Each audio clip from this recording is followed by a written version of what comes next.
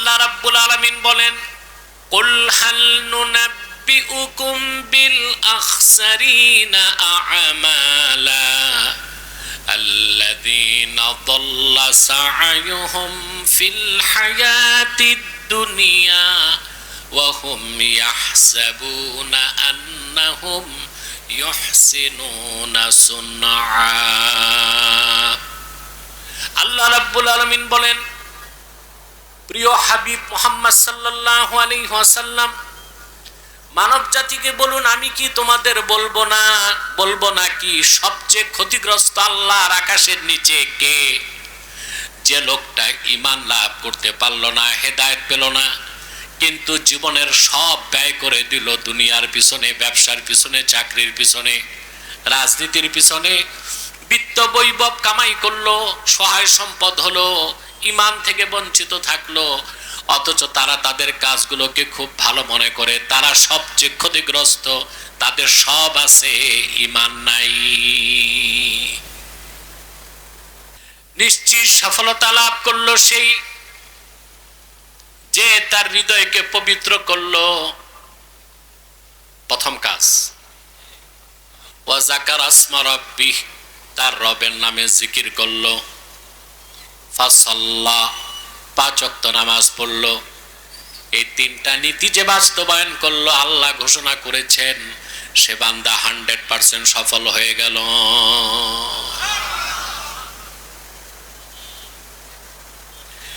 আমাদের যাদের কাছে ঈমান আর ইসলাম নাই, আমরা সফলতা খুঁজি ব্যবসায়, রাজনীতিতে, চাকরিতে। যে চাকরি করে সে মনে করে কত জলদি প্রমোশন নিয়ে বড় অফিসার হওয়া যায়, ঠিক না? ব্যবসায়ী চিন্তা করে কম পুঁজিতে কত জলদি আঙ্গুল ফুলে কলা গাছ, ব্যবসায় সফলতা করছে। রাজনীতিবিদ মনে করে কত জলদি বড় নেতা হওয়া যায়।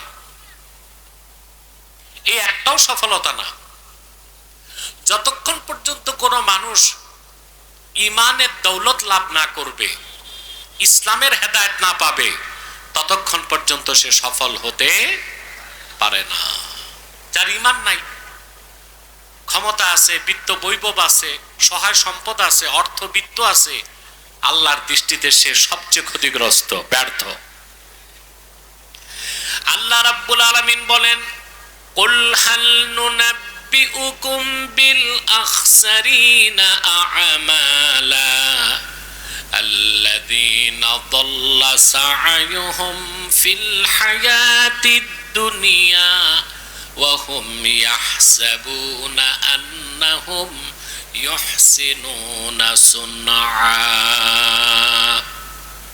আল্লাহ রাব্বুল আলামিন বলেন, প্রিয় হাবিব মুহাম্মদ সাল্লাল্লাহু আলাইহি ওয়াসাল্লাম, মানব জাতিকে বলুন, আমি কি তোমাদের বলবো না কি সবচেয়ে ক্ষতিগ্রস্ত আল্লাহর আকাশের নিচে কে? যে লোকটা ঈমান লাভ করতে পারল না, হেদায়েত পেল না, কিন্তু জীবনের সব ব্যয় করে দিল দুনিয়ার পিছনে, ব্যবসার পিছনে, চাকরির পিছনে, রাজনীতির পিছনে, বিত্ত বৈভব কামাই করলো, সহায় সম্পদ হলো, ঈমান থেকে বঞ্চিত থাকলো, অথচ তারা তাদের কাজগুলোকে খুব ভালো মনে করে, তারা সবচেয়ে ক্ষতিগ্রস্ত।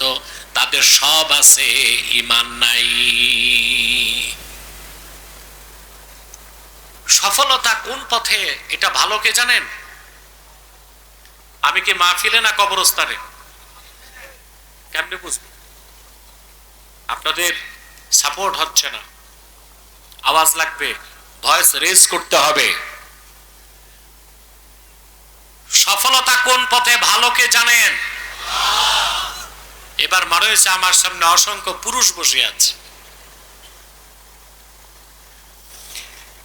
আল্লাহ রাব্বুল আলামিন বলেন, ইন্না খালাকনাল ইনসানা মিন নুতফাতিন আমশাজিন নাবতালিহি ফাজআলনাহু সামিআম বাসীরা ইন্না হাদাইনাহুস সাবিলা ইম্মা শাকিরাও ওয়া ইম্মা কাফুরা।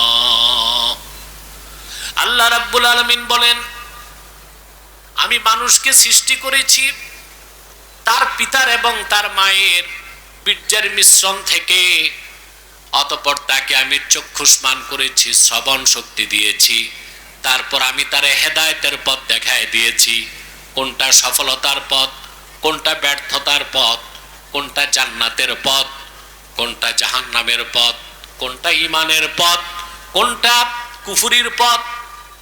যে মানুষটা হেদায়েতের পথ গ্রহণ করে হয় সে কৃতজ্ঞ হবে, কিংবা হেদায়েতকে বাদ দিয়ে সে নাশুকরগুজার বান্দা হয়ে যাবে। সফলতা কোন পথে তা খুঁজতে হবে কোথায়? জড়তা ছেড়ে কণ্ঠের জোরে বলেন, খুঁজতে হবে কোথায়? এখান থেকেই সফলতা খুঁজতে হবে। এর বাইরে সফলতা খোঁজার কোনো জায়গা নাই, অথেন্টিক কোনো সোর্স নাই। নাই তো একদম নাই। শুধুই কোরআন আর সুন্নাহ থেকে সফলতা খুঁজতে হবে আপনাকে ইহকালীন কল্যাণ এবং পরকালীন মুক্তির জন্য। বলেন সুবহানাল্লাহ। আল্লাহ রাব্বুল আলামিন পরিপূর্ণ সফলতার জন্য কাজ দিলেন কয়টা? আপনাদের মনোযোগ নাই, আমি তো শুরু থেকে বলে আসতেছি। কয়টা? কদ আফলাহা মান তাযাক্কা ওয়া যাকারা ইসমা রাব্বিহি ফাসাল্লা। নিশ্চিত সফলতা লাভ করলো সে। প্রথম কাজ হচ্ছে যে তার হৃদয়কে পবিত্র করলো। প্রথম কাজ কি? ওয়া যাকারা ইসমা রাব্বিহি, তার রবের নামে জিকির করলো। ফাসাল্লা, নামাজ পড়লো। এই তিনটা কাজ যে করলো সে কি সফল। সুবহানাল্লাহ। এই ঘোষণা কার? তিনটা বিষয় একটু একটু বুঝবো। প্রথম আসেন, হৃদয় পবিত্র করার অর্থ কি এটা বুঝবো। আমরা এটা বুঝি না। কথায় কথায় বলি লোকটা হিন্দু হলে কি হবে? মনটা সাফ। মনটা ভদ্রলোক হিন্দু কিন্তু মনটা খুব ভালো। মনটা কি? তাহলে মন কেমনে ভালো হয়, পবিত্র হয় তা আমরা জানি না, ঠিক কিনা? আজকে শিখবো। আমার কোনো বক্তব্য নাই। এই আয়াতের ব্যাখ্যায় বিশ্ববরেণ্য তিনজন মুফাসসিরের স্টেটমেন্ট আমি শোনাচ্ছি। হৃদয় পবিত্র করার অর্থ কি বলেছেন আল্লাহ তা আমরা বুঝবো। বিশ্ববরেণ্য মুফাসসির, বাচ্চাদের আওয়াজগুলো বন্ধ করা যায় না? স্বেচ্ছাসেবক নাই? এদের বসাও নয়, সরাও।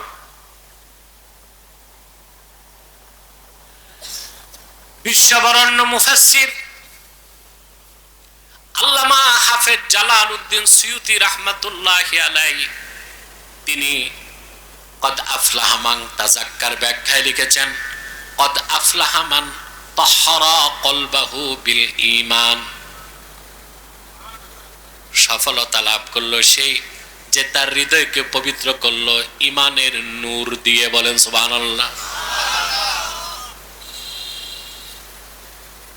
হৃদয় পবিত্র করতে লাগবে কি? হৃদয় পবিত্র করতে প্রথম কাজ কি? মাশাআল্লাহ, বুঝতে পারছি। ঈমান আনা ছাড়া কখনো হৃদয় পবিত্র হতে পারে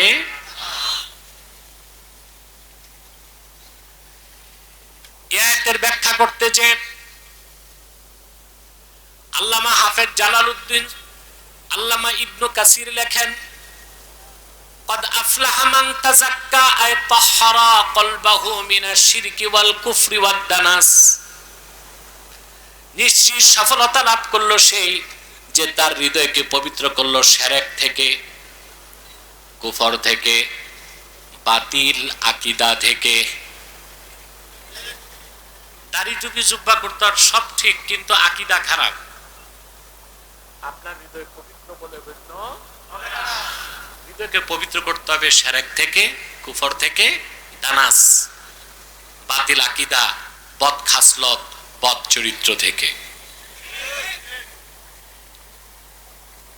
বিশ্ববরেণ্য মুফাসসির ফখরুদ্দিন রাজি রাহমাতুল্লাহি আলাইহি এই আয়াতের তাফসীর করতে যেয়ে লেখেন, ইন্না মারাতিবা আমালিল মুকাল্লাফি সালাসা,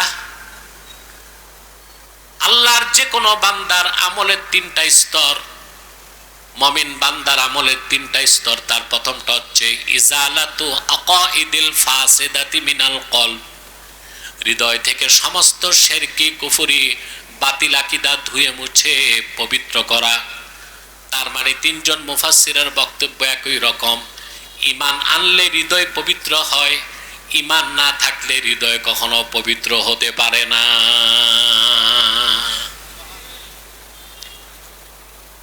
অতএব লোকটা হিন্দু ভদ্রলোক, মনটা ভালো, এটা বলার সুযোগ।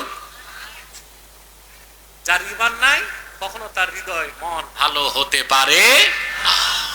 বুঝতেছেন? এবার আসেন একটা সূক্ষ্ম বিষয়, চোখ কান খোলেন। হৃদয় পাক, ব্যক্তি পাক। হৃদয় না পাক, ব্যক্তি না পাক। হৃদয় পাক, মানুষটা পাক।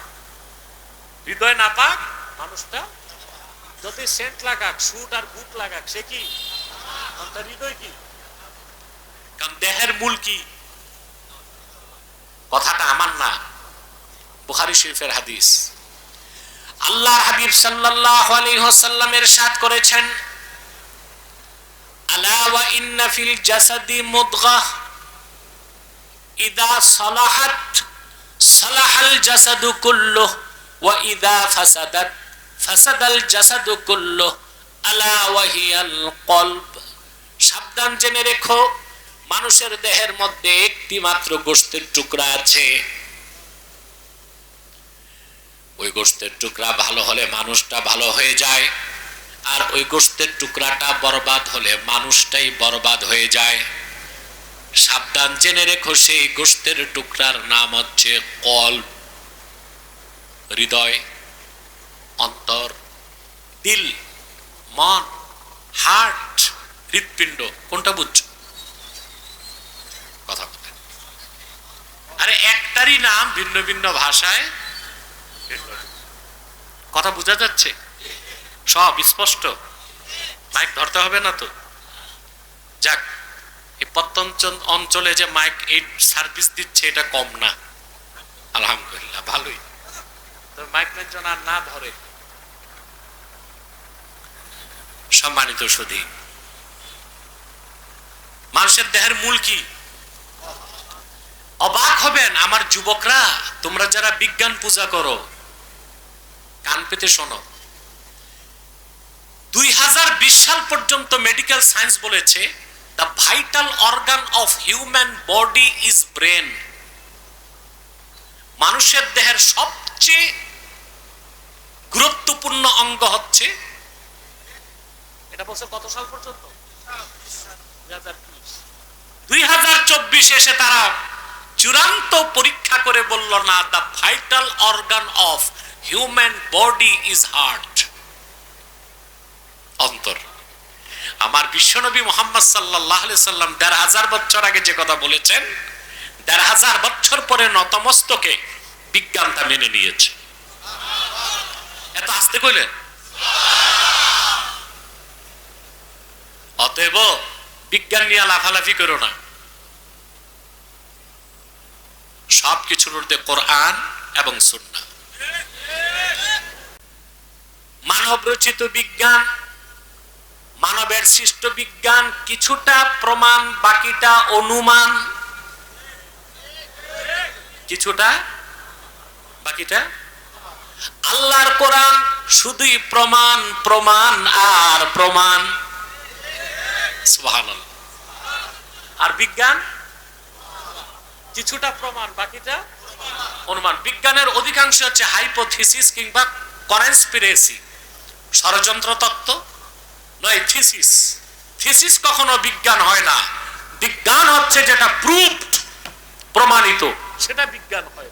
অপ্রমাণিত বিষয় বিজ্ঞান হয় না। অতএব বিজ্ঞান নিয়ে লাফাইলে নাস্তিক, বেঈমান, কাফের, ব্লগার হইতে হবে। আর কোরআন শরীফ আর সুন্নাহ বুকে থাকলে ওই ঠুনকো বিজ্ঞান পকেটেই থাকে। কোনটা মানবো? যাক, আমার বিজ্ঞান রিলেটেড অনেক লেকচার আছে আলহামদুলিল্লাহ, এগুলো দেখে নিও। তাহলে দেখো সুবহানাল্লাহ, মানুষের দেহের মূল কি? আমি বলে থাকি human body is like a state, heart is the capital of this state. মানুষের দেহটা যদি একটা রাষ্ট্রের মতো, হৃৎপিণ্ড হচ্ছে সে রাষ্ট্রের রাজধানীর মতো। দেহটা যদি হয় রাষ্ট্রের মতো, হৃৎপিণ্ড কি? মডার্ন ওয়ার পলিসি, আধুনিক যুদ্ধ বিজ্ঞান বলে রাজধানী যার দেশ তার।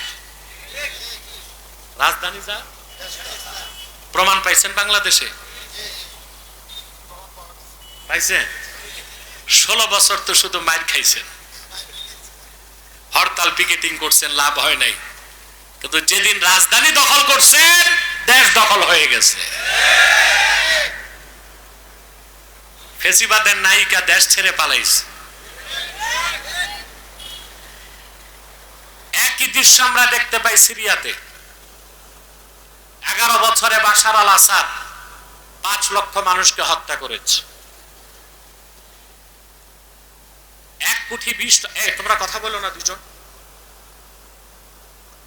1 কোটি 20 লক্ষ মানুষ উদ্বাস্তু হয়েছে। কত? 5 লক্ষ মানুষকে হত্যা করছে। হায়া, তাহরির আর শাম কিছু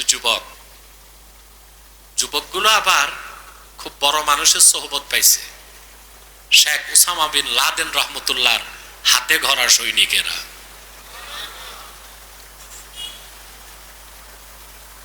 এরা মাঠে নামলো, মাত্র 12 দিনে দামেস্ক দখল করছে। আপনাদের লেডি ভাগছে 45 মিনিটে, আর লেডা ভাগছে 15 মিনিটে। দেশ ছেড়ে, তাহলে বোঝা যাচ্ছে রাজধানী যা। শয়তান এটা ভালো করে জানে, সেজন্য শয়তান বনি আদমের মাথা দখল করে না, কান দখল করে না, নাক দখল করে না, দখল করে কি? কারণ সে জানে হৃদয়টা আমার হাতে চলে আসলে মানুষটা আমার হাতের খেলনা হয়ে যাবে। আল্লাহর হাবিব সাল্লাল্লাহু আলাইহি ওয়াসাল্লাম ইরশাদ করেছেন, আশ-শায়তানু জাসিমুন আলা কলবি বনি আদম ইযা যাকারা ফাখানাসা ওয়া ইযা গাফালা ফাওয়াসওয়াসা ওয়া ফি রিওয়ায়াতিন ইযা যাকারাল্লাহ ফাখানাসা ওয়া ইযা গাফালা ফাওয়াসওয়াসা। শয়তান বনি আদমের অন্তরে আসন গেড়ে বসে যায়। মানুষ যখন আল্লাহর জিকির করে শয়তান পালায় যায়, আর যখন আল্লাহর জিকির থেকে মানুষ গাফেল হয় শয়তান ওয়াসওয়াসা দেয়। এত কথা কেন বললাম? মানুষের দেহের মূল কি? হৃদয় পাক, মানুষ পাক। হৃদয় না পাক, মানুষ। সেজন্য আল্লাহর হাবিব মুহাম্মদ সাল্লাল্লাহু আলাইহি সাল্লামের ঈমানদার উম্মত সর্বাবস্থায় পবিত্র, জীবিত থাকলেও পাক, মৃত্যুর পরেও না পাক। আর যে কাফের মুশরিক বেঈমান, ওরে 70 বার নদীতে গোসল দিল সে না পাক, জীবিত থাকলেও না পাক, মৃত্যুর পরও না পাক। আর মুসলমান জীবিত থাকলেও পাক, মৃত্যুর পরও পাক। সুবহানাল্লাহ বলবেন না? যতক্ষণ অন্তরে ঈমান থাকবে। আর কাফের মুশরিক, অবিশ্বাসী, নাস্তিক, সংশয়বাদী সর্বাবস্থায় না পাক, পাক হবে না যতক্ষণ না অন্তরে ঈমান না যাবে। ঈমান আনার আগ পর্যন্ত কি থাকবে? নাপাক থাকবে। কথাটা বোঝার জন্য আমি একটা হাদিস আপনাদেরকে শোনাচ্ছি, সহিহ বুখারীর হাদিস। আল্লাহর হাবিব সাল্লাল্লাহু আলাইহি সাল্লাম ইরশাদ করেছেন, সুবহানাল্লাহ ইন্নাল মুমিনা লা ইয়ানজুসু হাইয়ান ওয়ালা মাইয়াতা। সবটুকুন পবিত্রতা আল্লাহর, নিশ্চয় আমার উম্মতের মুমিন কখনো নাপাক হয় না, জীবিত থাকলেও পাক, মৃত্যুর পরও পাক। আল্লাহর হাবিব বলেছেন, আমার উম্মতের ইমানদার কখনো নাপাক হয় না, জীবিত থাকলেও সে কি, মৃত্যুর পরও সে কি। আর কাফের কখনো পাক হয় না, জীবিত থাকলেও না পাক, মৃত্যুর পরও কি। প্রিয় ভাইরা, তাহলে আল্লাহ বলছেন হৃদয় পবিত্র করতে। হৃদয় যার পাক, ব্যক্তি পাক। ঈমান ছাড়া হৃদয় কখনো পবিত্র হতে পারে না, আর মুমিন হওয়া ছাড়া পবিত্র মানুষ হওয়া যায় না। তো সফলতার জন্য প্রথম দরকার কি, ঈমান। এই ঈমানটা নষ্ট করব, কথা বলেন। ঈমানের প্রশ্নে আমি সবচেয়ে গুরুত্বের সাথে যে নসিহত করছি, জীবনে আর যাই করেন শিরক আর কুফর করবেন না। যে অন্তরে শিরক আর কুফর প্রবেশ করে সেই অন্তরে ঈমান থাকতে পারে না, আর যে অন্তরে ঈমান থাকে সেই অন্তরে শিরক আর কুফর ঢুকতে পারে না। মান্তিকের একটা কায়দা আছে, ইজতিমা উজ্জিদ্দাইনে মাহাল, ইজতিমা উজ্জিদ্দাইনে মাহাল। বিপরীত ধর্মী দুইটা জিনিস এক জায়গায় থাকতে পারে না। যেখানে আলো সেখানে অন্ধকারের জায়গা নাই, ঠিক কিনা? যেখানে অন্ধকার ওইখানে আলো থাকতে পারে না। তাহলে শিরক আর কুফর করবেন না। শিরক আর কুফর করলে ঈমান আর থাকবে না, আপনার অন্তরটা অপবিত্র হয়ে যাবে, আপনি চূড়ান্তভাবে ব্যর্থ, আর কোন নেক আমল আপনার কাজে আসবে না। আর অন্তত যদি ঈমানটা নিয়ে আল্লাহর কাছে যেতে পারেন, আহা, আপনার প্রিন্সিপাল আইডেন্টিটি হবে হাসরে আপনি উম্মতে মুহাম্মাদি। উম্মতে মুহাম্মাদির ঈমানদার যদি ঈমানটা নিয়ে আল্লাহর কাছে উপস্থিত হতে পারে, যত বড় গুনাহগার হোক সে যদি তওবা করতে না পারে, আমার আল্লাহ তারে বিনা তওবায় জান্নাত দিয়ে দিবেন। আর যদি শাস্তি দেন, শাস্তির পরে আল্লাহ তারে জান্নাত দিবেন। ফাহুয়া ইলাল্লাহ ইন শাআ আফা আনহু ওয়া ইন শাআ আকাবাহু। বুখারী শরীফের হাদিস কিতাবুল ঈমানে আসছে। আল্লাহর হাবিব সাল্লাল্লাহু আলাইহি ওয়াসাল্লাম বলেছেন, হাদিসের ভাষ্যটা বলতেছি, কোন উম্মত যদি কবিরা গুনাহ করে কিন্তু ঈমান যদি ঠিক থাকে, শিরক আর কুফর না করে, তা তার পরিচয় কি হবে? কথা বলেন। আল্লাহ তারে ফার্স্ট চান্সেও বিনা তওবায় ক্ষমা করে দিতে পারেন। ওয়া ইন শাআ আকাবাহু, আর আল্লাহ ইচ্ছে করলে তারে শাস্তিও দিতে পারেন, কিন্তু শাস্তি দিলেও যেহেতু সে মুমিন আল্লাহ তারে বেহেশত দিবেন। আর যার ঈমান নাই ওর কোনো আমেল কাজ হবে না। তার বিদ্যা বুদ্ধি বিত্ত বৈভব পদ পদবী রাজনীতি গাড়ি বাড়ি নার্সারি ফ্যাক্টরি টেক্সটাইল মিল দুই পয়সার কাছে আসবে না। মৃত্যুর পরই তার ডেস্টিনেশন হবে জাহান্নাম, বলে নাউজুবিল্লাহ। আর ঈমানটা যদি ঠিক থাকে, হৃদয়টা পবিত্র, হৃদয়টা পবিত্র, মানুষটা পবিত্র। সুবহানাল্লাহ। আমি একটা হাদিস শোনাচ্ছি আপনাদেরকে। মক্কা মুকাররমা বিজয় হয়ে গেল, দলে দলে লোক আল্লাহর হাবিবের কাছে এসে মুসলমান হতে লাগলো। মক্কা বিজয়ের পর রাসূল করিম সাল্লাল্লাহু আলাইহি ওয়াসাল্লাম মাত্র 4 জন কাফেরকে মৃত্যুদণ্ড দিয়েছিলেন। কয়জন? আর মক্কার কুরাইশ বংশের মানুষগুলো যারা আল্লাহর হাবিব সাল্লাল্লাহু আলাইহি ওয়াসাল্লামকে মক্কা মুকাররমায় 13 বছর কষ্ট দিয়েছে, ওরা থরথর করে কাঁপতেছে। ওরা ভাবতে লাগলো আজকে আমাদের কারো দেহে কল্লা থাকবে না। আল্লাহর হাবিব ঘোষণা করলেন, লা তাসরিবা আলাইকুমুল ইয়াউম ইযহাবু ওয়া আনতুমুত তুলাকা। ও মক্কাবাসী, আজকে তোমাদের কোনো দুঃখ নাই, কষ্ট নাই, কোনো প্রতিশোধ নেওয়া হবে না, সবাইকে মাফ করে দিলাম, তোমরা সবাই স্বাধীন, সব বাড়ি চলে যাও। দলে দলে লোক মুসলমান হতে লাগলো। ওয়াহশী নামে এক যুবক, ওয়াহশী কি নাম, মক্কা মুকাররমা থেকে পালায়ে যাচ্ছে। লোকেরা ডাক দিয়ে বলল, ইয়া ওয়াহশী আইনা তুরিদ, ওয়াহশী তুমি কোথায় যাও? সে বলল, সবাই ক্ষমা পেতে পারে, আমি আল্লাহর হাবিবের কাছে ক্ষমার জন্য যেতে পারি না, আমার সাহস হয় না, কারণ আমি সেই পাপী। উহুদ ময়দানে আমি যুদ্ধ করতে যাই নাই, ভাড়াটে খুনি হিসেবে গিয়েছিলাম শুধুমাত্র আল্লাহর হাবিবের আপন চাচা আমির হামজাকে হত্যা করার জন্যে। আমি যখন আমির হামজার সিনায় বর্ষাটা বিদ্ধ করে দিলাম, সাইয়্যিদুশ শুহাদা, দুনিয়ার সমস্ত শহীদদের মহান নেতা আমির হামজার দেহটা উহুদ ময়দানে লুটায় পড়ল। আবু জেহেলের স্ত্রী যে সিনাটারে বিদীর্ণ করে কলিজা বের করে চর্বণ করতে লাগলো। নাক আর কান কেটে আবু জেহেলের স্ত্রী মালা হিসেবে গলায় ঝুলায়া নাচতে লাগলো।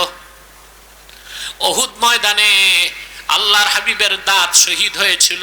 রাসূলুল্লাহ যত না ব্যথা পেয়েছিলেন, আপন চাচা আমির হামজার করুণ শাহাদাতের দৃশ্য দেখে আল্লাহর হাবিব তার চেয়ে বেশি ব্যথা পেয়েছিলেন। আমি আল্লাহর হাবিবের সামনে দাঁড়াবো এই সাহস আমার নাই, আমার অপরাধ অনেক বেশি। লোকেরা বলল, রে ওয়াহশী, একটিবার রাহমাতুল লিল আলামিনের কদমে চলে যাও, তোমার মতো অপরাধীকেও তিনি মাফ করে দিতে পারেন। ওয়াহশী বলেন, বুক ভরা শঙ্কা, মনে ভয় নিয়ে আল্লাহর হাবিবের কদমের সামনে দাঁড়ায় গেলাম। আল্লাহর হাবিব আমাকে জিজ্ঞেস করলেন, কে হে তুমি? আমি বললাম, আমার নাম ওয়াহশী। কোন ওয়াহশী? আপনার চাচার হত্যাকারী। কেন এসেছো? ক্ষমা চাইতে এসেছি, আপনার দিনের কালেমা পড়ে মুসলমান হতে এসেছি। আল্লাহর হাবিব সাল্লাল্লাহু আলাইহি ওয়াসাল্লাম বললেন, রে ওয়াহশী, আমি কোনোদিন চাই নাই তুমি আমার পাশে এসে দাঁড়াও, কারণ তোমাকে দেখলেই আমার চাচা হামজার কথা মনে পড়ে আমার। যেহেতু চলেই এসেছো, ক্ষমাও করে দিলাম, আর আল্লাহ দিনের দরজাও তোমার জন্য খোলা আছে। ওয়াহশী বললেন, ইয়া রাসূলুল্লাহ, ইয়া হাবিবাল্লাহ, লা উসলিমু হাত্তা আসমাআ কালামাল্লাহ। আমি ঈমান আনলে আল্লাহ আমারে মাফ করবেন, বিনা আযাবে বেহেশত দিবেন, যতক্ষণ না ওহীর মাধ্যমে আল্লাহ না জানাবেন, আপনি নূরের জবান থেকে কানে না শুনবো, ততক্ষণ আমি মুসলমান হব না। আল্লাহর পক্ষ থেকে আওয়াজ চলে আসলো, ওহী চলে আসলো। আল্লাহ রাব্বুল আলামিন ডাক দিয়ে বলেন, ওয়াল্লাযীনা লা ইয়াদউনা মা'আল্লাহি ইলাহান আখারা ওয়া লা ইয়াকতুলুনান নাফসাল্লাতী হারামাল্লাহু ইল্লা বিল হাক্কি ওয়া লা ইয়াজনুন ওয়া মান ইয়াফআল যালিকা ইয়ালকা আসামা। আল্লাহ, আপনাকে ঘুমাচ্ছেন? কে কে ঘুমান দেখি হাত উঠান।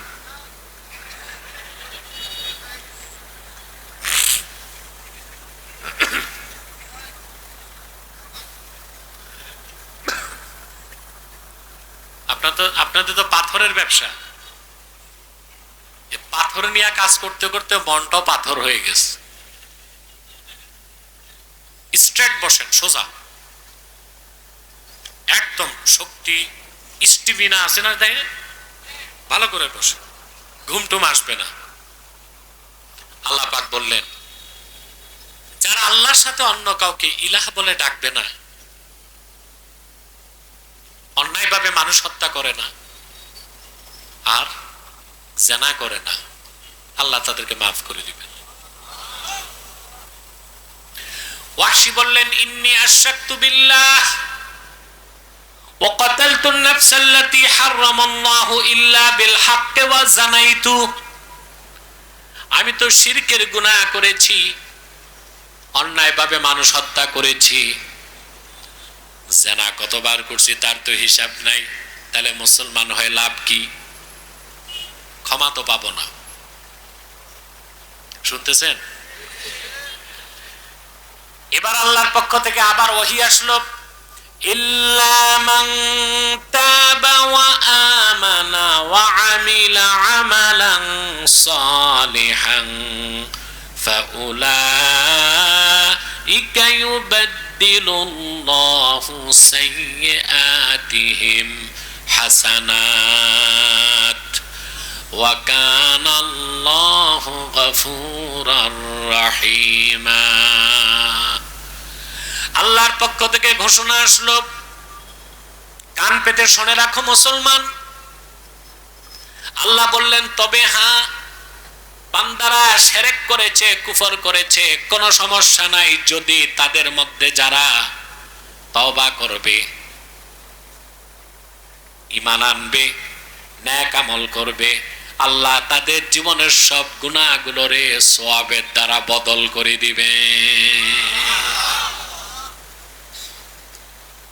অর্থাৎ হৃদয় পাক করতে হবে। হৃদয়, আপনি যখন ঈমান আনবেন, হৃদয় কি? শিরক কুফর বাদ দিবেন, ঈমান আনবেন, হৃদয় কি হবে? পবিত্র হবে। বলেন সুবহানাল্লাহ। তারপর আল্লাহ দিবেন নেক আমল। কি? ওয়াহশী বললেন, ইয়া রাসূলুল্লাহ সাল্লাল্লাহু আলাইহি ওয়াসাল্লাম, ইন্নী আরা ফীহি শারতান ফাহুয়াল আমালুস সালিহ। ইয়া রাসূলুল্লাহ সাল্লাল্লাহু আলাইহি ওয়াসাল্লাম, আমি তো ঈমান আনতে পারতেছি না, আল্লাহ তো শর্ত দিবেন। শর্তটা হচ্ছে আমলে সালেহ, অর্থাৎ ঈমান আনলেই চলবে না, ঈমান আনার পর নেক আমল করতে হবে। আমি ঈমান আনবো, তবে নেক আমলের কোনো গ্যারান্টি দিতে পারবো না। আল্লাহর পক্ষ থেকে আবার আয়াত নাযিল হয়ে গেল, ইন্নাল্লাহা লা ইয়াগফিরু আন ইউশরাকা বিহি ওয়া ইয়াগফিরু মা দুনা যালিকা লিমান ইয়াশা।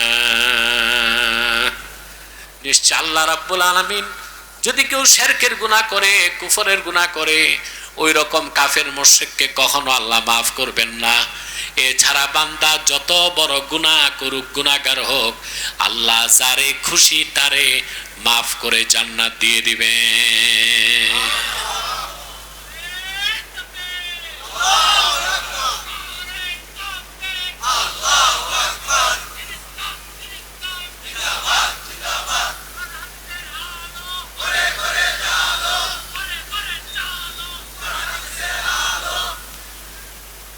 ওয়াহশী বললেন, ইয়া রাসূলুল্লাহ, ইয়া হাবিবাল্লাহ সাল্লাল্লাহু আলাইহি ওয়াসাল্লাম, এখনো আমি মুসলমান হতে পারছি না।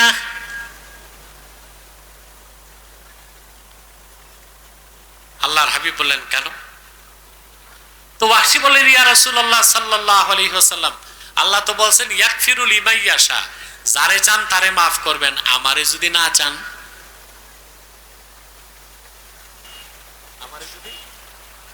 আমারে যে মাফ করবেন এটা তো আল্লাহ বললেন না। আল্লাহ বলছেন যারে খুশি তারে মাফ করবেন, আমারে যদি নাই চান। ভাইরা, আমি বলে থাকি, আল্লাহর হাবিব সাল্লাল্লাহু আলাইহি ওয়াসাল্লামের সুমহান সাহাবীগণ ১৫০০ বছর আগে আল্লাহর হাবিবের মাধ্যমে আল্লাহর কাছ থেকে বেহেশত লেখায় নিয়েছিলেন। এই জন্য আহলুস সুন্নাহ ওয়াল জামাতের আকীদা ও বিশ্বাস, সাহাবায়ে কেরাম সত্য ন্যায়পরায়ণতার মানদণ্ড। মনে রাখবেন, এটা কেমন আকীদা? আকীদাতুন সাবিতাতুন মুস্তাহকামাতুন বিনুসুসিল কুরআনি ওয়াস সুন্নাহ ওয়া ইজমাইল উম্মাহ। কোরআন, সুন্নাহ এবং ইজমা দিয়ে প্রমাণিত। রাসূলুল্লাহ সাল্লাল্লাহু আলাইহি ওয়াসাল্লামের সাহাবীগণ ছিলেন সত্য এবং ন্যায়পরায়ণতার মানদণ্ড। সুবহানাল্লাহ কইবা না? ওয়াহশী যখন এই কথা বললেন, আল্লাহর পক্ষ থেকে এবার আসলো চূড়ান্ত ঘোষণা। আল্লাহ রাব্বুল আলামিন ডাক দিয়ে বললেন, কুল ইয়া ইবাদিয়াল্লাযীনা আসরাফু আলা আনফুসিহিম লা তাকনাতু মির রাহমাতিল্লাহ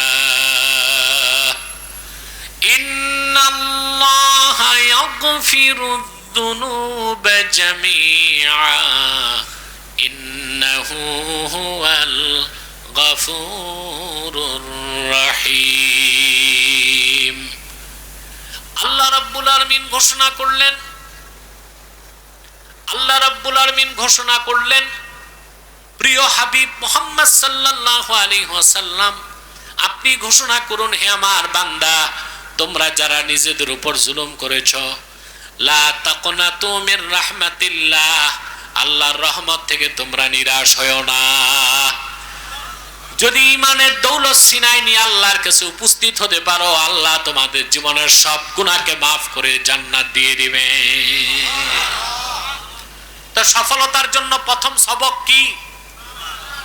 হৃদয় পাক, ঈমান এনে হৃদয়কে পবিত্র করতে হবে, শিরক আর কুফরকে ধুয়ে মুছে সাফ করতে হবে।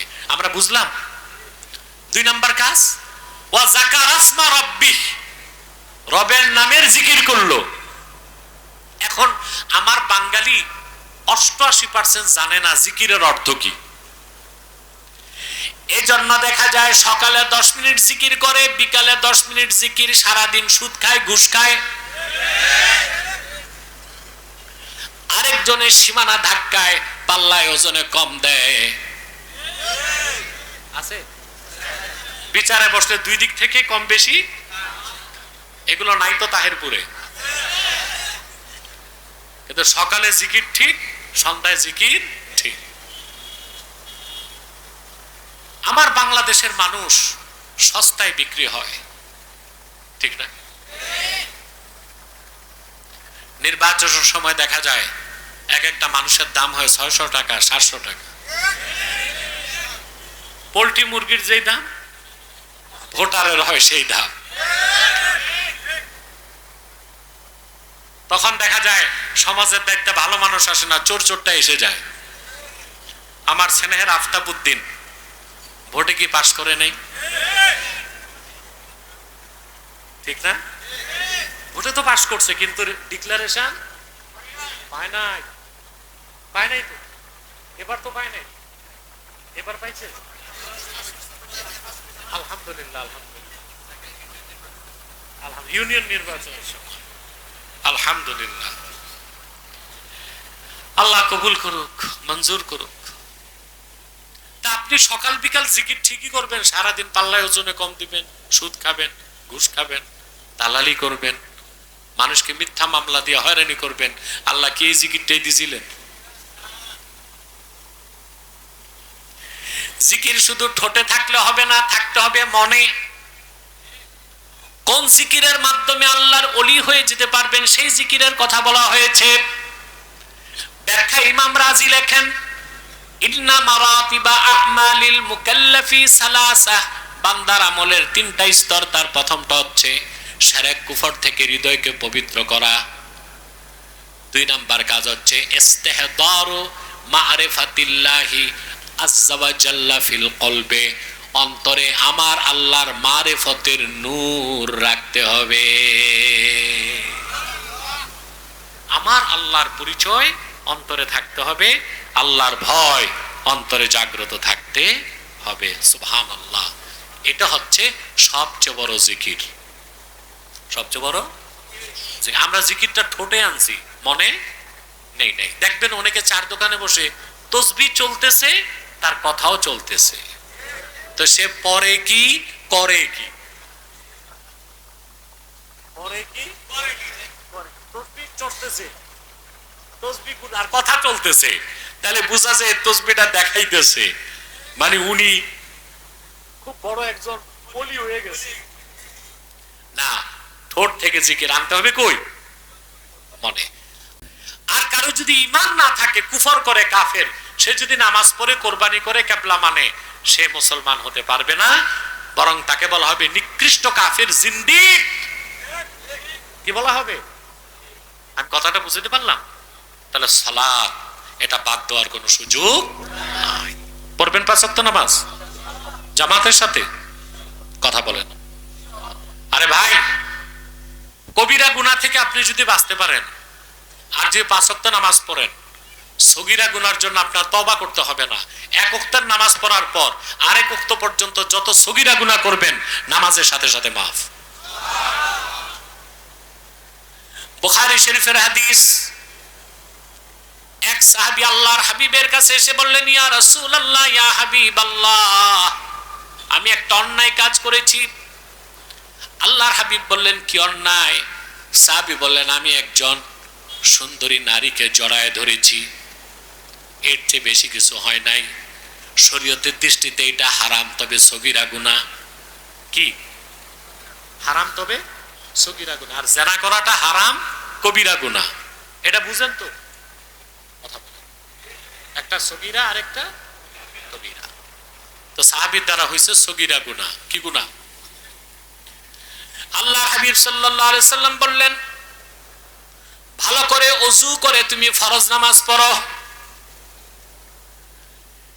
কিছুক্ষণ পরে আল্লাহ তার হাবিবের কাছে ওহী পাঠিয়ে দিলেন, আকিমিস সালাতা তারাফাইন নাহারি ওয়া যুলাফাম মিনাল লাইল ইন্নাল হাসানাতি ইউযহিবনাস সাইয়্যাত। আল্লাহ এখানে 5 ওয়াক্ত নামাজের কথা বললেন আর বলে দিলেন নেক কাজগুলো গুনার কাজগুলোকে দূর করে দেয়। তার মানে কোনো বান্দা যদি কবিরা গুনাহ না করে সগীরা গুনাহ যদি সে করে, ফজর নামাজের পর যোহর পর্যন্ত যত সগীরা গুনাহ হবে, যোহর নামাজ জামাতে পড়লে সে নিষ্পাপ হয়ে যাবে। আবার যোহর থেকে আসর যত সগীরা গুনাহ হবে, আসর জামাতে পড়লে সে নিষ্পাপ হয়ে যাবে। আসর থেকে মাগরিব যত সগীরা গুনাহ হবে, জামাতে মাগরিব পড়লে তার সব গুনাহ মাফ হয়ে যাবে। মাগরিব থেকে এশা পর্যন্ত যত সগীরা গুনাহ হবে, এশার নামাজ জামাতে পড়লে সব সগীরা গুনাহ মাফ হয়ে যাবে। ইমানদার নামাজি এশার নামাজ পড়ে যখন ঘুমাতে যায়, আল্লাহর ওলির খাতায় তার নাম উঠে থাকে। নামাজের মাফ নাই। নামাজের সব কাজের আগে সালাত। এটাকে পিছনে কখনো রাখার চেষ্টা করবেন না। পারবেন তো ইনশাআল্লাহ? প্রিয় ভাইরা, শুনলেন চোর, জানাকার, শরাবখোর, হত্যাকারী চোখ খারাপ কে? বেনামাজ। সফলতার জন্য আল্লাহ কয়টা কাজ দিবেন? قد أفلح من تزكى وذكر اسم ربه فصلى। আমরা ঈমান পরিপূর্ণভাবে এনে হৃদয়কে পবিত্র করব, রবের নামের জিকির করব ঠোঁটে, রবের নামের জিকির থাকবে মনে, আর 5 ওয়াক্ত নামাজ পড়ব। সবাইকে ওয়াদা করতে পারি? নামাজ ছাড়বো না তো? কে কে হাত উঠান, বলেন ইয়া আল্লাহ, ওয়াদা করছি আজ থেকে 5 ওয়াক্ত নামাজ জামাতের সাথে আদায় করব। যদি শয়তানের প্ররোচনায় নামাজ ছুটে যায়, তাৎক্ষণিক তওবা করে কাজা হিসেবে নামাজ আদায় করব। হাত নামান।